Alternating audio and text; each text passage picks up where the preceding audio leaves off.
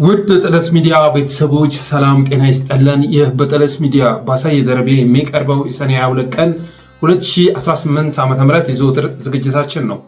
በዛሬው ዝግጅታችን ልዩ ልዩ መረጃዎችን፣ ወቅታዊ ጉዳዮችን፣ ዕለታዊ ፖለቲካዊ አጀንዳዎችን ወደ እናንተ የምናደርስ ይሆናል። ስለዚህ ጠለስ ሚዲያን ሰብስክራይብ በማድረግ እስከ ፕሮግራማችን ፍጻሜ ድረስ አብራችሁ ትቆዩ ዘንድ በአክብሮት እንጋብዛለን። ሁሌ በጠለስ በመጣን ቁጥር ስቲከር በማበርከት ድጋፍ የምታደርጉ ወገኖች ስማችሁን ማወቅ ማንችልም። ለምታደርጉት ድጋፍ ያለን ምስጋና መግለጽ እንወዳለን። የጠለስ ሚዲያ ሰብስክሪፕሽን እና ሪኮመንዴሽን አድጎ ነበር። አሁን ላይ ግን የደወል ምልክቱን መጫኑን ሰብስክራይብ ማድረጉን ስለተዋችሁት 87,000 እንገባለን ካልን አንድ ሳምንት አካባቢ አለፈን። ስለዚህ በዛሬው ዝግጅታችን 87,000 ሰብስክራይበር እንገባ ዘንዳ ሁላችሁም ሰብስክራይብ አድርጉ በማለት በቀጥታ ወደ ዕለቱ ፕሮግራም እናልፋለን።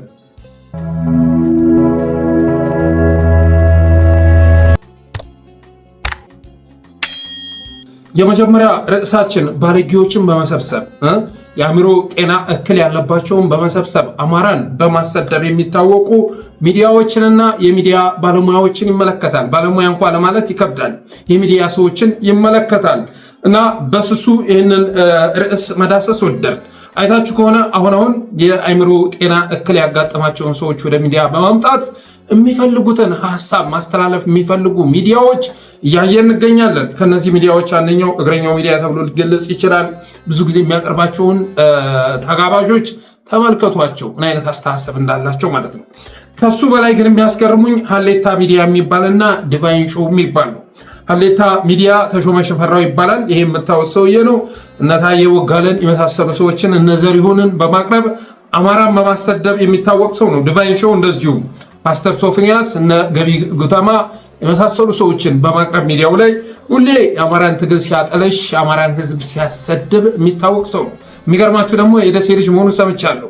ሶፎንያስ የደሴ ልጅ መሆኑን ሰምቻለሁ። ምናልባት የተሳሳተ መረጃ ከሆነ እርማት ልትሰጡ ትችላላችሁ። ዞሮ ዞሮ ግን አማራ ሆኖ ነው አማራዎችን የሚያሰድበው።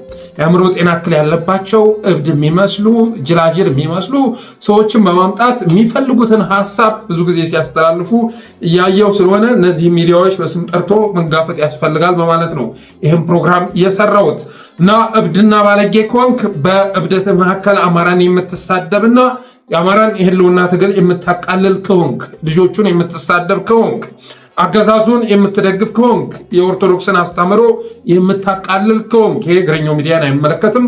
ከኢትዮጵያዊ ምግባርና እሴት የራክ ከሆንክ አጀንዳ የምትሰጥ ከሆንክ በየሳምንቱ እየጋበዙ ልክ እንደ ዘሪሁን ሁሉ ህዝብን እንድትሰድብ እድሉን ያመቻቹልሃል፣ መድረኩን ይሰጡሃል። እየሆነ ያለው ነገር ይሄ ነው። አብዛኞቻቸው ብዙ ጊዜ ትኩረት የሚያደርጉት ተናጋሪዎቹ ላይ ነው። ተናጋሪዎቹ ላይ ለምን ትኩረት ታደርጋላችሁ?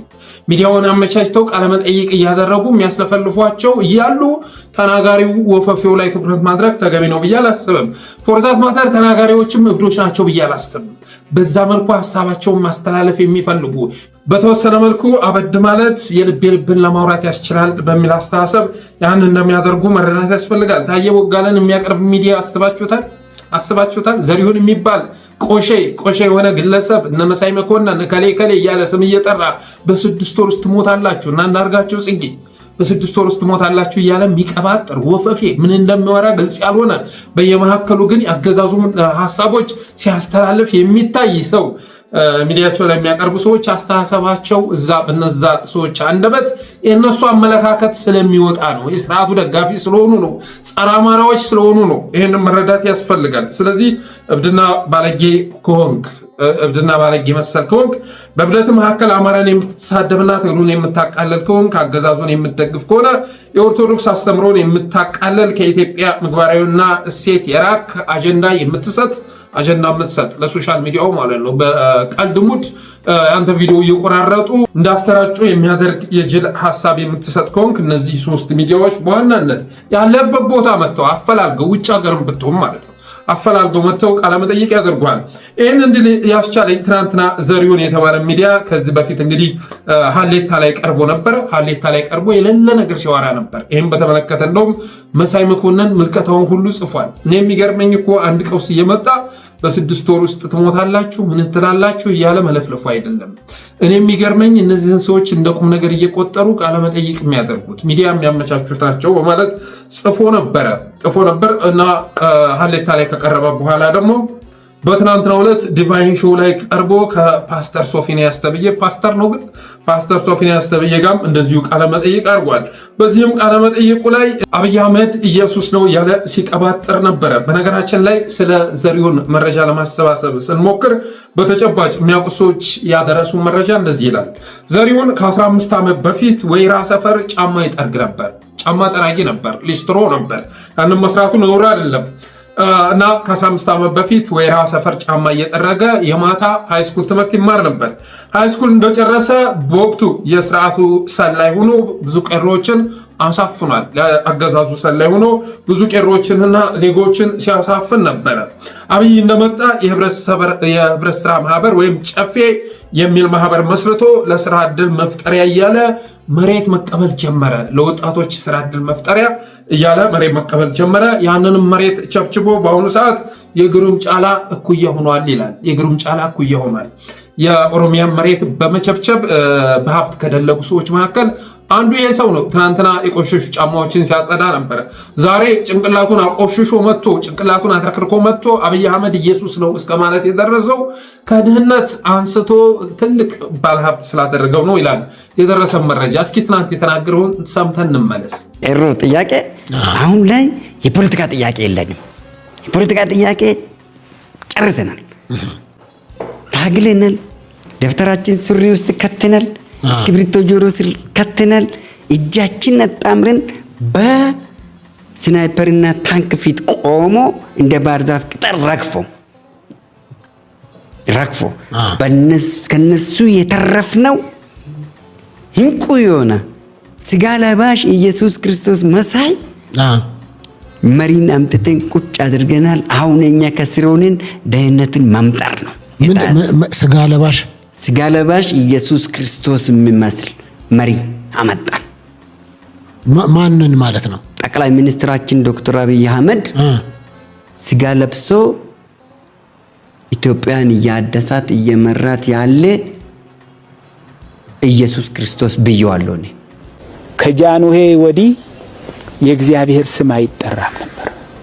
ከጃንሆይ ወዲህ የእግዚአብሔር ስም ይሄን በሽታ ከመምጣቱ በፊት የእግዚአብሔር ስም መጠራት የጀመረው በዶክተር አብይ አህመድ ዘመን ነው። በዚሁ ላይ እንዳለ ሁሉ እግዚአብሔርን የማያውቀው ሁሉ እግዚአብሔርን የፈለገበት ጊዜ ስለሆነ የእግዚአብሔርን ስም እንጠብቅ፣ እግዚአብሔርን ስሙን እንጥራ። እንደሰማችሁት ነው። አብይ አህመድ ኢየሱስ ክርስቶስ ነው። የኢትዮጵያን ሕዝብ ከድህነት ሊያወጣ ከቆሻሻ ሊያወጣ ከሰማይ የተላከ ኢየሱስ ነው ማለት ሲናገር ተሰሙታላችሁ። ከሱ ጋር ተያይዞ ጳጳስ ተብየውም ከጃንሆይ ወዲህ የእግዚአብሔር ስም አይጠራም ነበር። የእግዚአብሔር ስም መጠራት የጀመረው በአብይ ዘመን ነው ይላሉ። ደግሞ አብይ እግዚአብሔር ነው ለማለት የተሽኮረመሙ ጳጳስ ደግሞ የእግዚአብሔር ስም መጠራት የጀመረው በአብይ ዘመን ነው፣ የእግዚአብሔርን ስም መፈለግ የተጀመረበት የአብይ አህመድ ዘመን ነው በማለት ሲናገር ተሰሙታላችሁ። በእኔ እምነት ግን የአብይ አህመድ ዘመን የእግዚአብሔር ስም መፈለግ የተጀመረበት እግዚአብሔርም ማፈላለግ የተጀመረበት ሳይሆን ፈሪሃ እግዚአብሔር የጠፋበት ዘመን ነው ብዬ አስባለሁ። ኃጢአት የተስፋፋበት ዘመን ነው ብዬ አስባለሁ። ሰዎች በአምላካቸው ሁሉና ግር የተሰኙበት ዘመን ነው ብዬ አስባለሁ። የመዓቱ ብዛት፣ የሰማዩ አምላክ ዝምታ አማኙን ማህበረሰብ ያደናገረበት ዘመን ላይ የደረስን ይመስለኛል። ከዛ ውጭ ግን ወቅቱ፣ ቴክኖሎጂው፣ ኤቭሪቲንግ አገዛዙ ራሱ ላይ ያስፋፋው የሚፈልገው ልቅነት በኢትዮጵያ ምድር ላይ የተስፋፋበት ዘመን ነው ብዬ አስባለሁ። ኃጢአት የተስፋፋበት የማይፈጽም በኢትዮጵያ ደረጃ የማይታወቁ ነውሮች በሙሉ ወደ ሀገር ውስጥ የገቡበት ዘመን የአብይ አህመድ ዘመን ነው የሚል አመለካከት አለኝ። ዜጎች እንደፈለጉ የራሳቸውን አገር ህዝብ ማገት፣ መድፈር የመሳሰሉ ነገሮች የተፈቀደበት ወንጀል ሐላል የሆነበት ዘመን የአብይ አህመድ ዘመን ነው ብዬ አስባለሁ።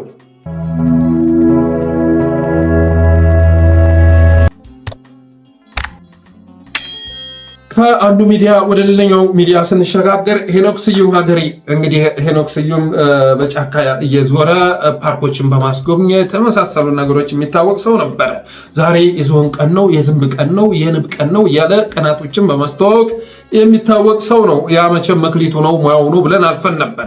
ለኢትዮጵያውያን እያንዳንዱ ቀን የሀዘን ቀን ሆኖባቸው ግራ ሲጋቡ፣ እሱ ግን ዜጎች በነፃነት በማይንቀሳቀሱባቸው ፓርኮች መንቀሳቀስ ችሎ የኢትዮጵያ ቱሪዝም እያደገ መሆኑን ሲናገር ከነበሩ ሰዎች አንዱ ሄኖክ ስዩም ነው። ከወራት በፊት ያኔ የአባይ ግድብ በተመረቀ ሰዓት ላይ እሱና በረከት በላይነህ ኤንቢሲ ላይ ቀርበው አብይ አህመድን የግድቡ ባለቤት አድርገው ምስጋና ይገባዋል፣ የኢትዮጵያ ሕዝብ ሊያጨበጭብለት ይገባል እያለ ሲደሰኩር ሰምቼ በወቅቱ አስተያየቴን አቅርቤ ነበር። ባለንበት ዘመን ላይ እሪታ በተስፋፋበት ዘመን ላይ ብዙዎች ዝምታን የመረጡት ወደው እንዳይመስላችሁ። የብዙዎች ዝምታ ውስጥ ድጋፍ አለ። አጋጣሚውን ሲያገኙ ደግሞ አገዛዙን በመቃወም ፈንታ ሲደግፉት ታገኟቸዋላችሁ። ልክ እንደ ሄኖክ ስዩም በማለት ፕሮግራም ሰርቼ ነበረ እና አንዳንዶቻችሁ አልተመቻችሁ ተው እንጂ አሳየ ሄኖክንማ ተረዳው ምናምን ተብሎ ነበር። ዛሬ መጥቶልሃል የአብይ ቃለ መጠይቅ አድርጎ ለዛውም በኤንቢሲ ብሩክ ከበደ ጸረ አማራዎችን በሚጋብዝበት ሚዲያ። በነገራችን ላይ ይህ ሚዲያ ስፖንሰር የሚያደርጉትን ወደፊት እንመጣበታለን። ወደፊት ስንቱ ጋር ተላትመን እንዘልቀዋለን ብለን እንጂ በጣም ያሳፍራል። አማራ ህዝብ ላይ ጸረ አማራ ትርክት የሚያነበንበው ሚዲያ ስፖንሰር የሚያደርጉት አማራዎች ናቸው ብትባሉ ታምናላችሁ ወይ? እና ሄኖክ ስዩም ኤንቢሲ ላይ አብይ አህመድን ኢንተርቪው አድርጎት ጠብቁኝ ብሏል። ቀንጨብ አድርጎ ቪዲዮውን አቅርቦ ጠብቁኝ በማለት ለማስተዋወቅ ጥረት አድርጓል። ኤንቢሲ ላይ ለመቀጠር ሁለት ነገር ያስፈልጋል። አንደኛው ጸረ አማራነት ነው። ሁለተኛ የኦህዴድ ደጋፊነትን ይጠይቃል። ሄኖክ ስዩምም የዛ ደጋፊ በመሆኑ የተነሳ ጸረ አማራ በመሆኑ የተነሳ ባለንበት ዘመን አብይ አህመድን ኢንተርቪው ማድረግ አብይ አህመድ ጋር ፎቶ መነሳት ወንጀል ነው። እነግርሃለሁ። አብይ አህመድ ጋር ፎቶ መነሳት ወንጀል ነው። በዛ በለውጥ ጊዜ ላይ ብዙዎች ተሳስተዋል፣ እንደ ህዝብም ጭምር ማለት ነው። ያ ወደኋላ ተመልሰን የምናነሳው ነገር አይኖርም። ዛሬ አብይ አህመድ ድፋይን ተደርጎ ባለቀበት ሰዓት ላይ እንደ ታላቅ ሰው ጠቅላይ ሚኒስትሩን ከፊት ቁጭ አድርገህ እየተሽኮረመምክ ኢንተርቪው የምታደርግ ከሆነ ወደፊት በወንጀል እንደምትጠየቅ እነግርሃለሁ። አሁን ያለው ትውልድ በአብይ አህመድ መከራውን የበላው ትውልድ ይህን ሳያደርግ ደግሞ አይቀርም። ገደል አፋፍ ላይ ያለውን ጠቅላይ ሚኒስትር እንደገና አምጥተህ ፕሮሞ ልታደርግ በብሩክ ከበደ ስም ቃለመጠይቅ አድርገው፣ በሄኖክ ስም ቃለመጠይቅ አድርገው፣ በበረከት አንደበት አውራለት አብይ አህመድን ኢትዮጵያውያን ልብ ውስጥ ልትከተው አትችልም። የሆነ ሆኖ ግን ሄኖክ ስዩም ከዚህ በፊት እንደተናገርኩት ዛሬ የአብይ አህመድ ቃለመጠይቅ አድራጊ ሆኖ ተከስቷል። ፓርክ ውስጥ ያጣቸውን አራዊቶች 4 ኪሎ ቤተመንግስት ውስጥ አገኛቸው መሰለኝ እና ሊያለምዳቸው ሲገባ እነሱ አጥምደውት ሄኖክ ስዩም ጠቅላይ ሚኒስትራችን ጋር ቃለ መጠይቅ ስላደረግን በዚህ ጉዳይ ላይ ጠብቁኝ የሚል ቪዲዮ ይዞ መጥቷል እና ተጠያቂነት ግን መስፈኑ አይቀርም። አብይ አህመድን ቃለ መጠይቅ ማድረግ፣ አብይ አህመድ ጋር ፎቶ መነሳት ባለንበት ዘመን በዚህ ዘመን ትግራይ ላይ ከ500 ሺህ በላይ ነፍሳትን መብላቱ እየታወቀ አማራ ምድርን የደም መሬት እንዳደረገው እየታወቀ ኢትዮጵያን እያፈረሳት መሆኑን እያወቃችሁ በዓለም ላይ ያሉ ወንጀሎችን በሙሉ በእጥፍ የፈጸመ መሪ መሆኑን እያወቃችሁ አብይን ቃለመጠይቅ የምታደርጉ አብይን ፕሮሞት የምታደርጉ ሰዎች ወንጀለኞች መሆናችሁን ማወቅ አለባችሁ። የወንጀሉ ተጋሪ መሆናችሁን ማወቅ አለባችሁ። የኦህዴድ ደጋፊ መሆናችሁን፣ ከህዝብ በተቃራኒ መሰለፋችሁን ማወቅ አለባችሁ ማለት እወዳለሁ። በነገራችን ላይ ቴዲ አፍሮን አብይ አህመድ ጠምዶ የያዘው የማዲንጎ ለቅሶ ጊዜ ቴዲ አፍሮ ለቅሶ ሊደርስ ይሄዳል። ከዛ የቴዲ መሄድ ሰምቶ ኖሮ ጠቅላይ ሚኒስትሩ ከኋላ በጋርዶቹ ጋር እየተሯሯጠ ድንኳን ውስጥ ዘሎ ይገባል። ከዛ ቴዲ አፍሮ ጋር ፎቶ መነሳትና ጥቂት ማውራት እፈልጋለሁ በማለት መልእክት ይልካል። ቴዲ አፍሮ ይህ መልእክት እንደደረሰው በጓሮ በር ሹልክ ብሎ ወደ ቤቱ ይሄዳል። ቴዲ አፍሮ እኮ በጣም ብልህ የሆነ ሰው ነው። አይገርማችሁም? ጠቅላይ ሚኒስትር መጥቶ ተከትሎ ድንኳን ድረስ መጥቶ ፎቶ ብንነሳ እና በአንዳንድ ነገሮች ላይ ብናወራ የሚል መልእክት ሲልክበት በጓሮ በር ሾልኮ ወደ ቤቱ ይሄዳል። ምክንያቱም አብይ አህመድ ወንጀለኛ መሆኑን ያውቃል። አብይ አህመድ ጋር ፎቶ በነሳት መርከስ መሆኑን ያውቃል። ከዛ በኋላ አብይ አህመድ ጠመደው ይላል። ይህን ደግሞ የነገረን በአንድ ወቅት ራሱ ኤርሚያስ ለገሰ ነው። ኤርሚያስ ለገሰ የአሁኑ የኦህዴድ ካድሬ ነው። በአንድ ወቅት ይህን ሚስጥር ያወጣው። ሰይፉ ፋንታሁን እነሱ ምናምን አሬንጅ አድርገው ማታ ቴዲ አፍሮ ለቅሶ መድረሱን ሲያቅ ይነገረዋል። አብይ አህመድ ተሯሩጦ የቪዲዮ ቲም ክሩ አዘጋጅቶ ሽመልስ አብዲሳን ይዞ ወደ ለቅሶ ይመጣል። ሊቀረጽ ማለት ቴዲ አፍሮን ጋር አብሮ ተያይዞ ሊቀረጽ ያንን ሲያይ ልክ አብይ አህመድ መግባቱን ሲያቅ ቴዲ አፍሮ ኢዝ አውት ኦፍ ከለቅሶ ቤቱ ጥሎ ሄደ። የነበረው ብስጭት አንድ ቀን እውነት ሆኖ ስለሚወጣ ነው ይሄን የምናገረው። ውሸት ነው ከተባለ እስቲ እንደሌሎቹም ወጥተው ውሸት ነው።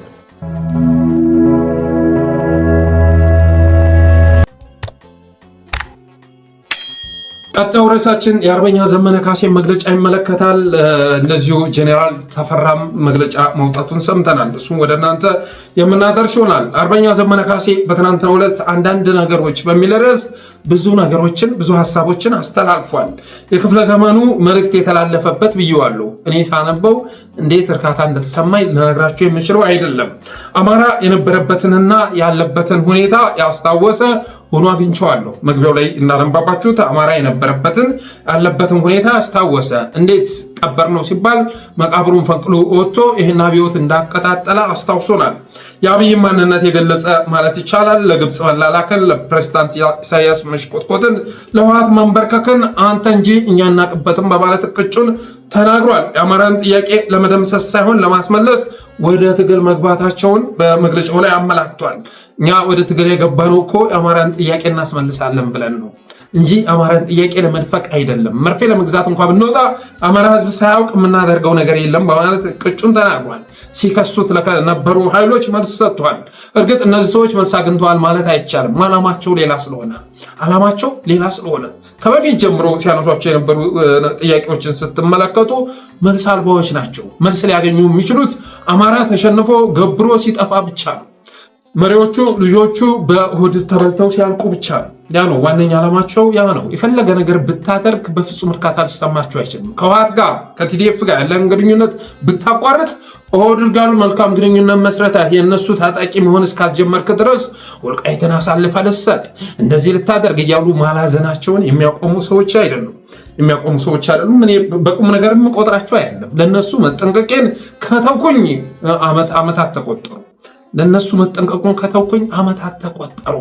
ወገኔን ክደውታል፣ ህዝቤን ክደውታል። አባቴ አብይ አህመድ በነሱ ልክ ቁማር አልበላንም። ወታደሮቻቸው አድርገው ምድራቸው ላይ እንድንረግፍ ካደረጉም በኋላ ወደኛ የመጣችሁት እኮ ልትዘርፉን ነው በማለት ቲክቶክ ላይ የተለያዩ ፕላትፎርሞች ላይ ወቅሰውናል። እኔ ከአማራ ሳይንት ሂዶ ያለቀው የአማራ ቁጥር ስፍር ቁጥር እንደሌለው አስታውሳለሁ። ወልቃይት ሂዶ አያውቀውም። ወልቃይት ጥንጫ ይሁን የሰሊጥ መሬት ይሁን ምን ይሁን አያውቅም። ግን በቀረበለት ጥሪ መሰረት ሂዶ ብዙ ረግፏል። ምን ብለው መጡ? ከዛ በኋላ እና የወልቃይቱ ባዕድን የሚደግፏቸው ሚሊዮን ገንዘብ የሚልኩላቸው ኃይሎች ምን ብለው መጡ? የመጣው እኛ ነፃ ልታወጣ አይደለም ዘርፈ ልትወጣ ነው በማለት ሲናገሩ ሰምተናል። በነገራችን ላይ የወልቃይትን ጉዳይ ውስብስብ ያደረገው ነገር መሬቱ ብቻ እንዳይመስላችሁ። መሬቱ አይደለም ውስብስብ ያደረገው። ያኔ ትግራዮች ለቀው ሲወጡ የተቀራመቱት ሀብት አለ፣ የተከፋፈሉት ሀብት አለ። ብዙ ማሽነሪዎችን ተከፋፍለዋል፣ ህንፃዎችን ተከፋፍለዋል፣ ሀብቶችን ተከፋፍለዋል። እኔ ለዛ ጥብቅና የመቆም ሞራል የለኝም። ግን ሐሳባቸውን መሰላችሁ የእናንተ ህንፃ ቢወድምም እኛ ህንፃ ስላገኘን ቻሉት ማለታቸው ነው አስከፊው ነገር። የእናንተ ማሽነሪ በየቦታው እየተቃጠለ ቢሆንም እኛ ያላሰብነው ማሽነሪ ስላገኘን ቻሉት ተቋቋሙት ማለታቸው ነው አስቀያሚው ነገር ይሄ ነው። የሆነ ሆኖ ግን አርበኛ ዘመነ ካሴ በትሁትነት የአማራን ጥያቄ የአማራን መሬቶች አሳልፈ ልሰጥ የሚሉትን ኃይሎች መልስ ሰጥቷል ማለት ይቻላል። የአገዛዙን ጩኸትም አስረድቷል። አንደኛው ምክንያቱ ፍርሃት ነው፣ ሁለተኛው ጦርነት ነው አለ። ፍርሃት ማለት የቀጠናው ኃይሎች ተባብረው ከመጡ በወራት ውስጥ ያስወግዱኛል የሚል ፍርሃት ስለተሰማው ጩኸቱ ተጠናክሯል አለ። ሁለተኛው ደግሞ ጦርነት ነው።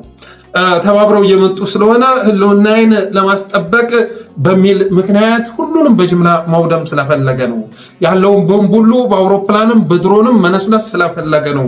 ሰሜኑን በጅምላ ለማርቀቅ ስላቀደ ነው ይህ ሁሉ ጩኸት በማለት ምክንያቱን አስቀምጧል። ለቀጣይ 500 ዓመታት የጥይት ድምፅ የማይሰማባት አገር ለመፍጠር የሚያስችል ዘመቻ መታወጁንም አብስሯል። ብልጽግና እንደሚወገድና ኢትዮጵያ እንደምትተርፍ በማሳየት መግለጫውን አጠናቋል እና እኔ በጣም ነው የወደድኩት። በተረፈ ራስ አርበኛ ዘመነ ካሴ የቻለውን ጉድ ሳስበው ጽናቱ ይገርመኛል፣ አቻዩነቱ ይገርመኛል። የምር ነው የምላችሁ። የሚከፈትበትን ዘመቻ ስትመለከቱ የራስ አርበኛ ዘመነ ካሴን ጽናት እና ብርታት አለማድነቅ አይቻልም። የስኳር ዘመቻ ተመልከቱት። ላለፉት 6-7 ዓመታት ምን ስላደረገ ነው? ዘመነ ካሴ ስኳዶችን የሚያስቀይም ምን ንግግር አድርጎ ነው? ዘመነ ካሴ ጎጃም ውስጥ ተወሽቆ ጎንደርን የተሳደበበት የትኛው ቃለ መጠይቅ ነው? ጎንደርን ያስቀየመበት፣ ሸዋ ወሎ የተናገረበት፣ ከአማራ ዝቅ ያለበት። ከኢትዮጵያ ዝቅ ካለ ዘመነ ካሴን አማራናን ላይ ታገኘዋለህ። ከዛ ተንሸራቶ ግን አካባቢያዊ የሆኑ ነገሮች ሲያቀነቅን የተሰማበት፣ ከአፏ አምልጦት ክፉ የተናገረበት ጊዜ የትኛው ነው ብለህ ስታስብ መልስ የለም። ላለፉት 7 ዓመታት ግን በተለይ ደግሞ የስኳድ የሚባል ግብስብስ በአብይ አህመድ ፈንታ ጠንክሮ የሚታገለው ማንን ነው ካልክ ዘመነ ካሴን ነው። ፎቶውን ይዘቀዝቁታል። ፎቶውን በኤዲቲንግ ያልሆነ ነገር ያደርጉታል። ምንም አያደርጉት ነገር አለ። በህይወት ሊያስገድሉ ስላልቻሉ ሊያስመቱ ስላልቻሉ ያላቸው አማራጭ አንድ ጊዜ ፎቶውን መዘቅዘቅ፣ ስም ማጥፋት፣ ዲፋሜሽን የመሳሰሉ ነገሮችን ማካሄድ ነው እና ይህን ስመለከት የቻለው ጉድ በጣም ይገርመኛል። ከሰሞኑን እንኳ ግሎባል ፋኖ ምንትስ የሚባል ሚዲያ የሚሰራውን ነገር ተመልከቱ። የሆነ ገንዘብ መጥቶ አካውንታቸው ላይ ድርግም አለላቸው። አለቀባት። ያቋማቸውን ቀይረው አብይ አህመድ በማለት ፈንታ ዘመነ ካሴ ነው። ዘመነ ካሴ አይደል?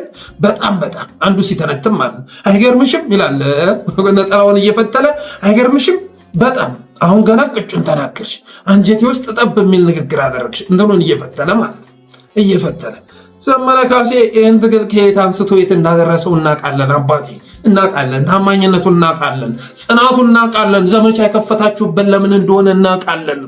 ለአማራ ብቻ ሳይሆን ለኢትዮጵያ ተስፋ የሆነ እንቅስቃሴ ውስጥ ሲገባ ስላያችሁት ነው።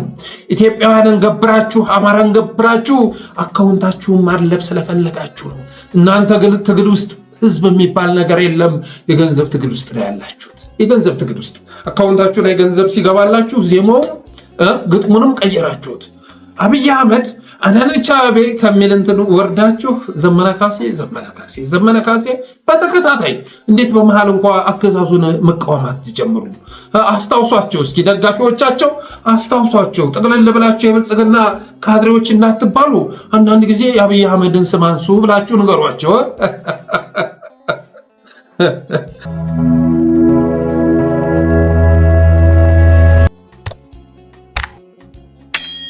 ሌላኛው ርዕሳችን የጀነራል ተፈራ መግለጫ ነው። ከአፋብን ጠቅላይ የጦር አዛዥ የተሰጠ መግለጫ ይላል። ከአማራ ፋኖ ብሔራዊ ንቅናቄ ጠቅላይ የጦር አዛዥ የተሰጠ መግለጫ። የአማራ ሕዝብ ከግማሽ ምዕተ ዓመት በላይ ጠላት ተብሎ ተፈርጆ ተሳዳጅ ሆኗል። ሀብቱን፣ መሬቱን፣ ሀገሩን ተቀምጧል። በቋንቋው እንዳይናገር፣ ባህሉን እንዳያበለጽግና በራሱ እንዳይኮራ ለማድረግ ጠላት የመግደያ መሳሪያውን የሐሰት ትርክት ተከላውን አሟጦ ተጠቅሟል። በተለይ ደግሞ አብይ አህመድ የሚባል ዳግማዊ ሙሶሎኒ የመንግስትን ስልጣን ከተቆጣጠረበት ጊዜ ጀምሮ አማራ ዘሩ እንዲጠፋ ምልክቱና የታሪክ አሻራዎቹ ሁሉ እንዲወገዱ እንዲወድሙ ተደርጓል። በወለጋ፣ ባሩሲ፣ በመተከል ወዘተ አማራዎች በፋሽስቱ አብይ አህመድ ወድድ ብልጽግና በጅምላ ተገለው በጅምላ ተቀብረዋል። ከአዲስ አበባ ከተማ በገፍ ተፈናቅለዋል። ከመስሪያ ቤት ተባረዋል። ከንግድ ቦታቸው ተፈናቅለዋል። አላግባብ በታክስ ስም አገዛዙ ዘረፋ ፈጽሞባቸዋል።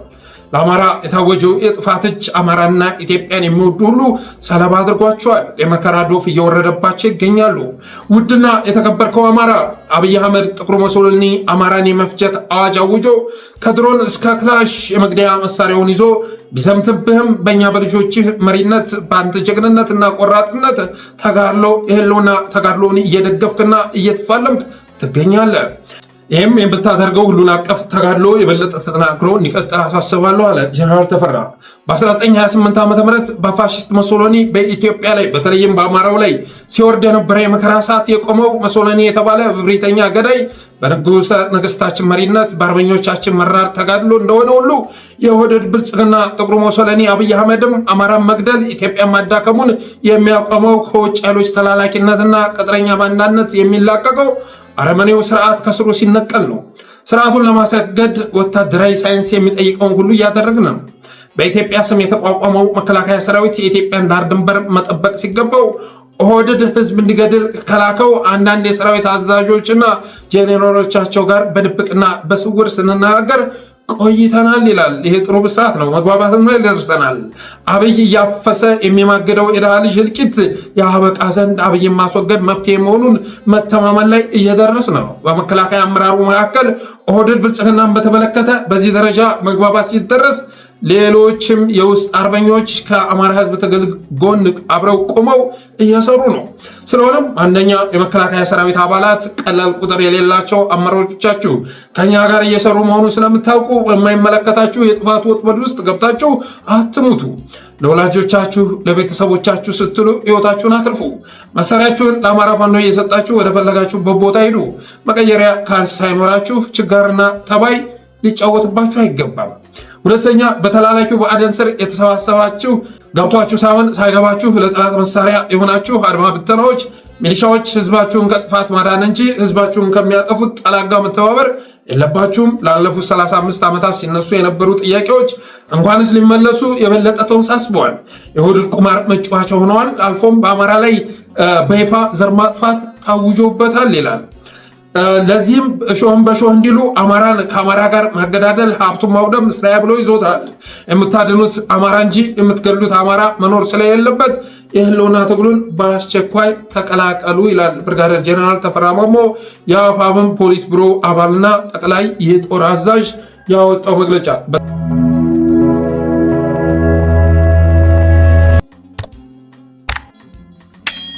ሌላው እንግዲህ በትናንትናው ዕለት አብይ አህመድ የቀበናን ፕሮጀክት ምርቃት ጋር ተያይዞ ትናንት ቃለመጠይቅ አድርጎ ነበር። ቃለመጠይቁን አብዛኞቻችሁ ያያችሁት ይመስለኛል። አብይ ቅዥብርብር ብሎ ኢንተርቪው ያደረገበት ተብሎ ሊገለጽ የሚችል ነው።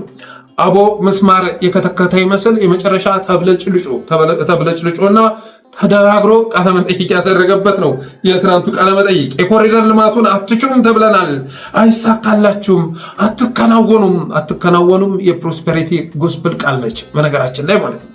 አትከናወኑም ትጀምራላችሁ እንጂ አትጨርሱም ተብለን ነበር አለ። ማን ነው እንደዛ ያለው? ማን ነው እንደዛ ያለው? ትጀምራላችሁ እንጂ አትጨርሱም፣ አትከናወኑም፣ አይሳካላችሁም በማለት የተናገረው ማን ነው? አብይ ግን እንደዚህ በማለት ተናግሮ ነበር። የምንሰራውን የኮሪደር ስራ አትችሉም የሚል ድምፅ ከግራ ከቀኝ ጠዋት ማታ እንሰማለን። አትችሉም፣ አይሳካላችሁም፣ አትከናወኑም፣ ትጀምራላችሁ እንጂ አትጨርሱም የሚል ብዙ ድምጾች አሉ። የኛዎቹ ይገርመኛል፣ ሌሎቹ ግን አይገባችሁም እያሉን ነው።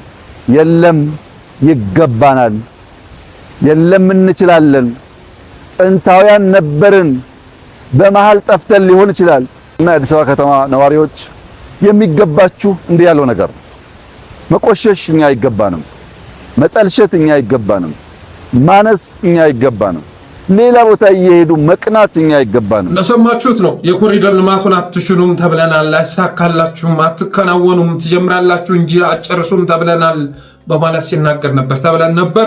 ዛሬ ግን ሰርተን አከናውነን አሳየን እያለ ሲናገር ነበር። እንደዛ አልተባልክም። ብቸኛ ችሎታም ይሄ ነው። ብቸኛ የአብይ አህመድ ችሎታ ይሄ ነው። ፕሮጀክት ፕራዮሪቲ ላይ ቅድሚያ እየሰጠ አይደለም። ለኢትዮጵያ በመጀመሪያ የሚያስፈልጋት ይሄ አይደለም። የዕለት ጉርስ የቸገረው የምግብ ዋስትና ችግር ያጋጠመው ህዝብ ባለበት ሁኔታ፣ ሰላምና ደህንነቱ ያልተረጋገጠ ህዝብ ባለበት ሁኔታ እንደዚህ አይነት የቅንጦት ፕሮጀክት ላይ ገንዘቡን ልታባክን አይገባም ነው እንጂ ይህንን ማብለጭለጭ አትችልም ብሎ ተቃውሞውን የገለጸ አልነበርም። ፕሮጀክት ፕራዮሪቲያችሁ ልክ አይደለም። ቤት እያራቆቱ ደጅም ማስጣት፣ አእምሮና ልብን እያጨለሙ አካባቢን ማብለጭለጭ፣ ቧንቧ እየዘጉ የኮዳ ውሃ መሸጥና ወደ ሰማይ ፋውንቴን መርጨት፣ ክፍለ ሀገሩን በደም እያራሱ አዲስ አበባ ላይ በውሃ መጫወት ልክ አይደለም የሚል ቅሬታ ነው የቀረበው። አብይ አህመድ ቶፕ ውሃ እሱ ነው ሲባል ሰምቻለሁ። እና አይታችሁ ከሆነ ባለንበት ዘመን በወር ውስጥ ሁለት ጊዜ 3 ጊዜ ውሃ እየለቀቁ አብዛኛው የኢትዮጵያ ህዝብ ውሃ ገዝቶ እንዲጠቀም በማድረግ ነው እና አብይ አህመድ የሚታወቁት። በተለይ ደግሞ የአዲስ አበባን ህዝብ የማይመለከቱት እንደ ጠላት የሚቆጥሩት በመሆኑ የተነሳ በውሃ ጥም እያስረቀረቁት ይገኛሉ። በውሃ ወጪ እየበዘበዙት ይገኛሉ እና አንድ ኮዳ ውሃ በ30 ብር በ40 ብር በመግዛቱ ሊመሰገን ሲገባው የኦሮሚያን ውሃ እየጠጣህ እያሉ ይሸልሉበታል። ገዝቶ ነው የሚጠጣው። የሌሎች አካባቢዎችን የጎርፍ ውሃ ገድቦ ማን ይሸጣቸዋል? ይሄ እኮ ለኦሮሚያ ትልቅ ጸጋ ነው። አዲስ አበባ ላይ የምትዝትባት አይደለችም። በዛ ላይ ደግሞ ተፋሰሱን ለኦሮሚያ የሰጠው ማን ነው የሰጠው? እግዚአብሔር ውሃ ነው፣ ጎርፍ ነው አይደለ? ጎርፍ ከሰማይ ወርዶ እሱን ገድበህ አጣርተህ ነው የምታጠጣው። ከዛ ውጭ ግን ከከርሰ ምድር ውሃ የምትቆፍረ የምታወጣውን ውሃ በውድ ዋጋ በቤንዚን ዋጋ ነው የምትሸጥላቸው ለአዲስ አበባ ህዝብ። እንደዛም ሆኖ ያቀራረባችኋል። የምክክር እንትኑም ላይ መቅረቡ አጀንዳው ቀርቧል። አሁንም አጀንዳውን አቅርበውታል። በአዲስ አበባ ጉዳይ ላይ በአንድ ወቅት ልባስ ሰጥተናል፣ ቋጭተናል ሲሉ እንዳልነበር እንደገና የአዲስ አበባና የኦሮሚያ ግንኙነት በሚል ርዕስ አጀንዳ አድርገው ምክክር ኮሚሽኑ ላይ ይዘውት መጥተዋል። አዲስ አበባ ተሰልቅጣ እስክትጠፋ ድረስ የነሱ ጥያቄ አይቆምም። ሸገር የምትባለው ከተማ እኮ ትናንት ስትዋቀር አዲስ አበባ በቃ ራሷን ቻለች። ሸገር ወደ ኦሮሚያ ወሰዱ ሰዎች፣ እኛዋ ተቆርጣ መሀል ላይ የቀረችው ቢያንስ አዲስ አበባ ትባላለች የሚል አስተሳሰብ ነበር። ከዛስ የኦሮሚያ ቢሮዎች በሙሉ እየመጡ ሲገነቡ የነበሩት የት ነው? ሳር ቤት ነው፣ አዲስ አበባ ላይ ነው። ፌዴራል መስሪያ ቤቶች ጎን ነበር ደገፍ እያሉ ግዙፍ ህንፃዎች ሲሰሩ የነበሩ። አዲስ አበባን ፊንፊኔ ማለታቸውን ተው እንዴ? አልተውም። ስለዚህ እነዚህን ሰዎች በእኔ ፍላጎት ላይ መረማመዳችሁን ማቆም አለባችሁ ብለህ ካልገታቸው በስተቀር እነሱ ጥያቄ ያባራል ተብሎ አይታሰብም። እና ውሃን በተመለከተ እዚህ ምስራቅ አፍሪካ እኔ አንድ ቀን ውሃ የሄደበትን ቀን አስታውሼ አላውቅም። አንድ ቀን ውሃ የሚሄድ ነገር መሆኑን ራሱ ረስቼዋለሁ። የለም እንደዚህ አይነት ነገር ማለት ነው። ውጭ ስትመለከቱ አስፓልቱ ምናምን አይገናኝም። ወደ ቤት ስገቡ ግን ሌላ ነገር ነው የምትመለከቱት። ኢትዮጵያ የሻገተ ቧንቧ ነው የምታገኙ። ውጭ ላይ ፋውንቴን ወደ ሰማይ ይረጫል፣ በሚያምር ላይ ታጅቦ ወደ ሰማይ ይፈነጫል። በቤት ስገባ ግን የሚጠጣ ውሃ ሲያፈሱ የነበሩ ቧንቧዎች ተዘግተዋል እና ትናንትም ሲባል የነበረው ቧንቧ እየዘጉ ውሃ መሸጥና ወደ ሰማይ መርጨት ልክ አይደለም ነው እንጂ ይሄ ነገር አይሳካልህም። ትጀምረዋለህ እንጂ አጨርሰውም። ያንተን ፕሮጀክት እንደ ግዙፍ ተመልክቶ ነው አጨርሰው የሚባለው። ተዘርፎ ምን ተብሎ ራሱ እነዛን ፕሮጀክቶች ለመቆጨት የሚያስችል በጀትም ምንም እንደሚኖርህ ይታወቃል። እና ኤሌክትሪክ መስቀሉ፣ ውሃ ወደ ሰማይ የሚረጩ መርፌዎችን እንትን ማለቱ የመሳሰሉ ነገሮች አይሳካልህም ብሎ ያለ የለም። እና የአባይን ግድብ እንደገነባ አክትባት ታደርግ ጥሩ ነው። ግልግል ግቤን እንደገነባ አክትባት ታደርግ ጥሩ ነው። ትልቅ የመስኖ አውታር የገነባ ይመስል ባታቅራራ ጥሩ ነው። ኩሬ አስቆፍረህ ይሄ በግለሰብ ደረጃ በባለሀብት ደረጃ የሚሰራን ነገር እሱ ማሳካት አትችልም ብሎ ትናንትና የሚሆን በዚህ አይነት ስሞታ ያቀረበ አልነበረም። በተረፈ አገር በፕሮስፐሪቲ ጎስፕል ስትመራ ምን ይከሰታል መሰላችሁ? የህግ የበላይነት መዳከምና እንደ መለኮት ራሳቸውን የሚቆጥሩ ባለስልጣናት ይታያሉ።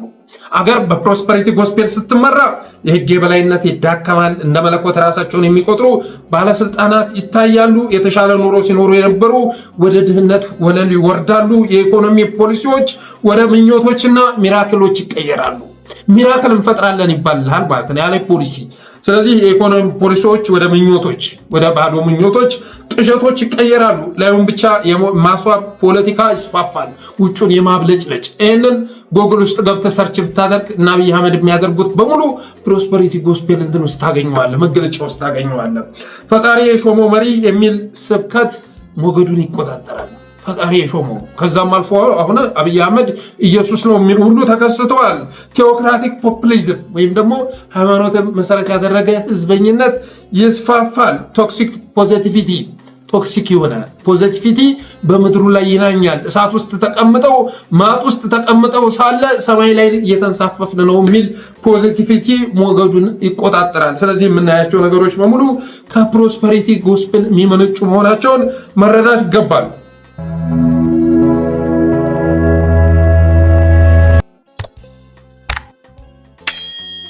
ሌላው የብልጽግና ወንበር ጠባቂ የሆነውና የጎጃም ቀጠና ወታደራዊ ኮማንድ አስተባባሪ የተባለው ሌተናል ጀነራል መሐመድ ተሰማ ከአደጋ ለሞት የተራረፈውን ኃይል ብር አዳማ ላይ ሰብስቦ ሲያጽናናና ተጨማሪ ተልዕኮ ሲሰጥ ማርፈዱን የደረሰ መረጃ ያመለክታል። በትናንትናው ዕለት እንግዲህ 3 መኮንኖች መረሸናቸውንና በርካቶች መታሰራቸውን ገልጬ ነበር። ሚስጥር አሳልፋችሁ ሰጥታችኋል፣ ኃላፊነታችሁን አልተወጣችሁም ተብለው የተጠረጠሩ መኮንኖች ላይ እርምጃ መወሰዱን ገልጬ ነበር። ደጋዳሞት ገብተህ ሪፖርት አድርግ ተብሏል። መሐመድ ተሰማ ደጋዳሞት ገብተህ ቋሪት ዙሪያንም ተቆጣጥረህ ሪፖርት ማድረግ አለብህ የሚል ስምሪት እንደተሰጠው የደረሰ መረጃ ያመለክታል። ከዚህ ጋር በተያያዘ ሌላኛው መረጃ እንዲህ ይላል። ጀነራል መሐመድ ተሰማ ከትናንት ጀምሮ ከሰራዊቱ ጋር በብር አዳማ ባደረገው ውይይት የመቶና የሻምበል መሪዎች እንዲሁም ሰራዊት አባላት ጨምሮ ያነሳቸው ጥያቄዎች እኛ እስከ መቼ ነው እንደዚህ እየሆን የምንቀጥለው? ለውጥ መጣ ከተባለበት ጊዜ ጀምሮ ሀገር ውስጥ እየተንከራተን እርስ በርሳችን መገዳደላችን የሚያበቃው መቼ ነው ማለት ጠይቀዋል። በሐሙስ ገበያ ውስጥ የኮሩን 302ኛ ኮር ማለታቸው ነው የውጊያ ድጋፍ ምክትል አዛዡን ጨምሮ የክፍለ ጦር አዛዡና የሬጅመንት አዛዥ ተሰውተውብናል፣ በርካታ አመራር ቆስሎብናል፣ በርካታ ጓዶቻችን ሞተዋል። በዚህ ልክ እየሆነ እኛ ምን አድርጉ ትሉናላችሁ በማለት ቅሬታ አቅርበዋል። እኛ አሁን ላይ ወደ ዳሞት መልሰን እግራችን አይረግጥም፣ ሂዱ የምትሉን ከሆነ እዚሁ እርምጃ ወሰዱብን ብለዋል ይላል የደረሰ መረጃ። ከአንድ ሸለቃ አመራር የመጣ ጥያቄ ከሁሉም ለየት ይላል። እንደምንሰማው በመተከልና በቋራ በኩል የህወሓት ኃይል ብዙ ክፍለ ጦሮችን አሰልፏል። ይህ ውጊያ ቢጀምር እኛ ደጋዳሞት ገባን አልገባን ምን ይጠቅማል? ሁላችንስ እንተርፋለን ወይ? በሌላ መንገድ መፍትሄ ቢያገኝ አይሻልም ወይ ብለው ጠይቀዋል። የመሐመድ ተሰማና አዲሱ መሐመድ በቦታው መገኘት የሰራዊቱ ሞራል ስለወረደ ከሰራዊቱ ጋር አብራችሁ እያደራችሁ ሞራሉን አነቃቁት ከሚል አቅጣጫ የተነሳ ነው ተብሏል። በተያያዘ ከሰሞኑ በድምፅ ቅጂ የወጣበት ሰው የምስራቅ እዝ 302ኛ ኮር የኦፕሬሽን ምክትል አዛዥ ኮሎኔል ባህሩ የሚባለው ሲሆን ውጊያውን እንደማያምንበት ገልጿል። በተመሳሳይ ከ2 ሳምንት በፊት የደንበጫ አካባቢ ከ6ኛ እዝ ክፍለ ጦሮች የተውጣጡ ሬጅመንቶችን የሚመራው ኮሎኔል ከድር ወደ ዳሞት ግባ ተብሎ ቢታዘዝም ሰራዊት ላስፈጅ አልገባም ብሎ መመለሱ የሚታወስ ነው ይላል። ስለዚህ በሰራዊቱ በኩል ቅሬታ ቢቀርብም ግን ይህንን ዘመቻ ለማሳካት እነ መሐመድ ተሰማ ደጋዳሞት ገብተህ ሪፖርት አድርግ በመባሉ የተነሳ አንድ ማድረጉ ስለማይቀር ጥንቃቄ ማድረግ ያስፈልጋል። በተረፈ ከሱዳን የተሰማው የአርኤስኤፍ ኃይል ኩርሙክ ላይ መርገፉ ተረጋግጧል። ኩርሙክ የሚባለው ቀጠና ላይ ዛሬ የአርኤስኤፍ ተዋጊዎች አስከሬን ምድሩን መሙላቱን የደረሰን መረጃ ያመለክታል። ስለዚህ አርኤስኤፍ ጉዳይ ካበቃ ደግሞ በቀጣይ ተረኛው አብይ አህመድ መሆኑን መገመት የሚከብድ አይደለም።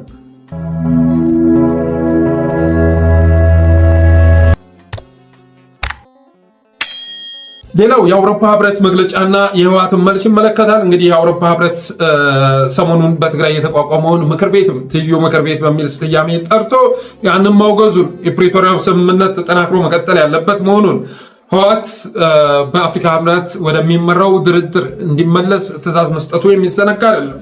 በህወሓት በኩል ደግሞ ጠንከር ያለ መልስ ተሰጥቷል። በአውሮፓ ህብረት ውሳኔ መሰረት በድሮን የምናልቅበት አግባብ ሊኖር አይችልም። ኬዙን ብትረዱት ጥሩ ነበር። ኬዙን ካልተረዳችሁት ግን ምንም ማድረግ አንችልም። በድሮን ልናልቅ አንችልም። በድሮን በየቀኑ እየተደበደብን ነው።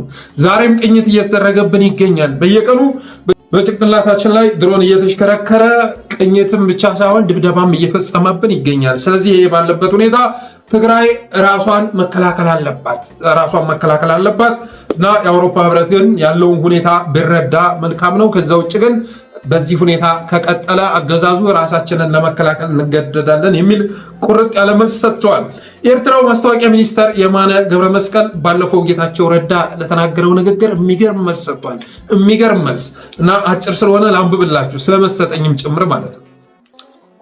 የፖተምኪን ፓርቲ ፖተምኪን ነው የሚለው ብዙ ጊዜ የማነ ገብረ መስቀል ብልጽግና ማለት ነው። የፖተምኪን ፓርቲ በከፍተኛ ተስፋ መቁረጥ ውስጥ እየተንደቀደቀ ያለ ይመስላል።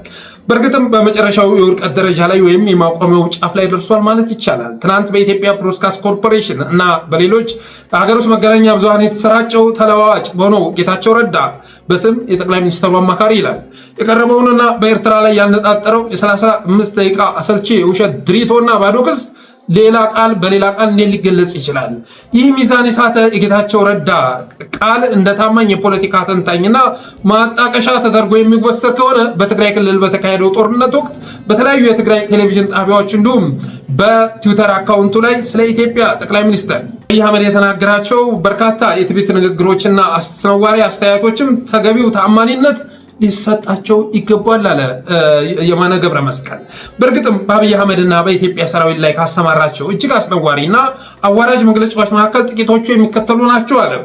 አብይ አህመድ የፖለቲካ ድንክ ነው። ኢትዮጵያ መደበኛ ሀገር ብትሆን ኖሮ እሱ ከረጅም ጊዜ በፊት በአእምሮ ህሙማን ማቆያ ወይም ለአእምሮ ህሙማን ፈውስ በሚሰጥባቸው መንፈሳዊ ስፍራዎች ጸበል ውስጥ መታሰር ነበረበት። አብይ አህመድ እድሜው 7 ዓመት እያለ እናቱ በህልሟ ንጉስ ሆኖ እንደተጫነ እንዳየችለት እንደነገረችው ለማመንና በይፋ ለመመካት የሚያበቃ የቅዠት አባዜ አለበት ብሎ ነበር አለ። አብይ አህመድ በታሪክ አጋጣሚ ወደ ስልጣን መጥተው በመቀጠልም ታላላቅ አደጋዎችና ጥፋቶችን የሚፈጥሩ ትንንሽ ሰዎች ማሳያና አርያ ነው ብሎ ነበር። አብይ አህመድ ማለቂያ በሌላቸው ማታለያዎች ውስጥ ሳይወድቅ አገርን መምራት አይችልም ብሎ ነበር። እሱ ወይም አብይ አህመድ በትክክል ምንም ትምህርት የለውም፣ ነገር ግን ለምክንያታዊ ውይይት ጊዜ ስለማይሰጥህ እንዴት የፒኤችዲ ዲግሪ ያለኝ እንደሚል ልትጠይቀው አትችልም። አብይ አህመድ የሀገር ክደት መማሪያ ምሳሌ ነው። ስለዚህ ስለ ሉዓላዊነት ለመናገር ምንም አይነት የሞራል የበላይነት የለውም። አብይ አህመድ በዚች ሀገር ውስጥ የበቀለ መርዛማ አረም ነው። ጀነራል ብርሃኑ ጁላና ሌሎች ብቁ የሆኑ የሰራዊት መሪዎች ሰራዊቱን እየመሩ አይደለም። የነበራቸው ጥቂት ወታደራዊ እውቀት አጥተዋል። ከዚህ እብድ መሪም እንደ በግ ትእዛዝ እየተቀበሉ ነው። አብይ አህመድን የጦርነት አጀንዳ በእውርነት ተግባራዊ የሚያደርገው ይህ ጸረ ህዝብ ሰራዊት በሲቪሉ ማህበረሰብና በወጣቶች ላይ ከፍተኛ እልቂት እያስከተለ ነው ወዘተ ይላል አለ የማነ ገብረ መስቀል። በጌታቸው ረዳ አንደበት የተቀነቀኑ ነገሮችን በማንሳት አብይ አህመድን ልክልኩን ነግሮታል ማለት ይቻላል። ይህ መሪ የሌለው ጌታቸው ረዳ እንደ አለመረጋጋቱና እንደ ተለዋዋጭ የፖለቲካ ታማኝነቱ በማንኛውም ጉዳይ ላይ ስሜታዊና እርስ በርስ የሚጋጩ መግለጫዎችን የመስጠት ዝንባሌ ያለው ሰሞኑ ማለቂያ የሌለው ስድብ ሲያወርድባቸው ከነበሩት ከፌዴራል መንግስትና ከጠቅላይ ሚኒስትሩ ጋር ድንገተኛ ጥቅማጥቅም ላይ የተመሰረተ ጥምረት በፈጠረበት ወቅት ለብዙ አስርት ዓመታት የያዛቸው የፖለቲካ እምነቶች ያለምንም እፍረት መካድ ጀምሯል አለ። በቅርቡ በሰጠው ቃለ ምልልስ ስለ ቀድሞ ጓዶቹ ሲናገር እንዲህ ብሏል። ትግራይ ነፃ ሀገር መሆን አለባት ብለው የሚያምኑ ብዙ ሰዎች አሉ። እኔም በጠጣሁና ስሜቴ በደነዘዘ ቁጥር ቲፕሲ ሲሆን ስለዚያ ጽንሰ ሀሳብ አስባለሁ። የቅርብ አጋሮቹ እንደሚያረጋግጡት ጌታቸው በየቀኑ ማለት ይቻላል ከሰዓት በኋላ ጀምሮ እስከ ማለዳው ድረስ ሰክሮ ያሳልፋል። ይህም ቦድካቸው የሚል ቅጽል ስም አስገኝቶለታል። ነገሩን በቁም ነገር ከተመለከትነው የዚህን የፖለቲካ ኮብላይ ግለሰብ ኮብላይ አቤት እኛ አማራዎች ራሱ ረስተዋል። የፖለቲካ ኮብላይ ግለሰብ ድንበር ያለፉ ድርጊቶችና ኃላፊነት የጎደላቸው ንግግሮች እንዴትና በቁም ነገር ሊወሰዱ ይችላሉ? ከዚህ አንጻር ትናንት በሰጠው ቃለ ምልልስ በኤርትራ ለርጨው ስድብና ጥላቻ ሁሉ ምላሽ መስጠቱ ምንም ትርጉም የለውም። ስለዚህ በአንድ የተሳሳተ አመለካከት ላይ ብቻ እናተኩራለን። እሱም ኤርትራ በሴራ ኃይሎች ነፃ ሀገር ሆና የተፈጠረች ኢትዮጵያን ለማዳከምና ለማጥፋት ነው ለሚለው የማይረባ አባባሉ ነው በማለት ምክንያቶችን ዘርዝሮ አስቀምጧል። ባጭሩና ቀደም ሲል እንደተጠቀሰው የጌታቸው ረዳ ትንታኔ በማንኛውም ጉዳይ ላይ በቁም ነገር ሊወሰድ አይችልም። የፖተምኪን ፓርቲ ለህዝብ ቅስቀሳ የእሱን የተዛባ ትንታኔ ለመጠቀም እስከዚህ ድረስ ዝቅ ማለቱ ፍጹም ተስፋ መቁረጡን የሚያሳይ ነው በማለት የኤርትራ ሚኒስትሪ ኦፍ ኢንፎርሜሽን አርቲክል አጋርቷል። አርቲክሉ ገላጭ ነው ብዬ አስባለሁ። በነገራችን ላይ መርካቶ ላይ ጌታቸው ረዳ በሚል ስያሜ የሚጠራ ጃኬት መምጣቱን ሰምተናል። ጌታቸው ረዳ አለች፣ ጌታቸው ረዳ አይታችሁታል። በኤአይ ሰርተውት አለች ጌታቸው ረዳ እያለ ይጭዋል ማለት ነው። እና አንዱ ገዢ ይመጣና ምን ማለት ነው ጌታቸው ረዳ ስትል በማለት ሲጠይቀው በሁለት መልኩ የሚለበስ ማለት ነው። ከፈለክ በውስጥ ገልብጠን ለብሶ ትችላለህ።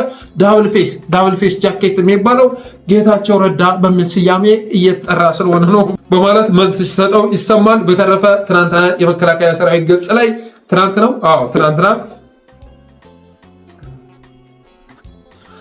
በማለት መልስ ሲሰጠው ይሰማል። ስለዚህ ዳብል ፌስ የሚባለው ጃኬት በሁለቱም በኩል የሚለበሰው ጃኬት ማለት ነው።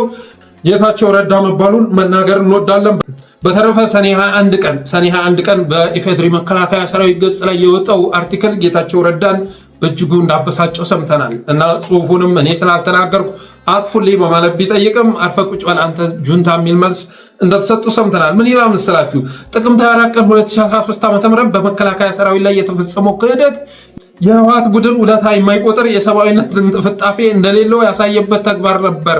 ቡድኑ ይህንን ሰይጣናዊ ተግባር ሲፈጽም መነሻና መድረሻ በሌለው የውር ድንበር የፖለቲካ ስሌትም እንደነበር አንስተዋል በማለት የኢፌድሪ መከላከያ ሰራዊት ላይ ገጽ ላይ ጌታቸው ረዳ እንደዚህ ብሏል በማለት ሀሳብ ተላልፎ ነበር። ጌታቸው እኔ ይህን አላልኩም አጥፉልኝ ብሎ ቢደውልም ወደ ጄኔራሎቹ ጋር ማለት ነው አርፈ ቁጭ በል አንተ ጁንታ፣ በአንተ አንደበት ባይናገርስ ይህ ሀሳብ ትክክል አይደለም የሚል መልስ እንደተሰጠው ሰምተናል። ጌታቸው ረዳም ትናንትና ማስተባበያ የምትመስል በትግረኛ ቋንቋ ለጥፎ ነበር። ኢፌዴሪ መከላከያ ሰራዊት ላይ ግን እንደዚህ ብለህ ነበር እያሉ ኢትዮጵያውያንም መልስ ሲሰጡት ታይተዋል ማለት እወዳለሁ። በተረፈ አብራችሁ ስለቆያችሁ አመሰግናለሁ። የጠለስ ሚዲያ ሜምበር ሰብስክራይበር፣ በተለይ ደግሞ ሰብስክራይብ በማድረግ ሜምበር ሰብስክራይበር በመሆን ስቲከሮችን በማበርከት ሚዲያቸውን አበረታቱ እላለሁ። የጠለስ ሚዲያ ሜምበር ሞዴሬተር እና ጊፍተር የሆናችሁ ወገኖችን በእጅጉ አመሰግናለሁ። በተለይ ደግሞ ሁሌ ፕሮግራም ባዘጋጀን ቁጥር ተከታታይ ድጋፍ የሚያደርግ አንድ ወንድም አለ። ስምህን ባናውቅም ያለንን ምስጋና መግለጽ እንወዳለን። እናመሰግናለን።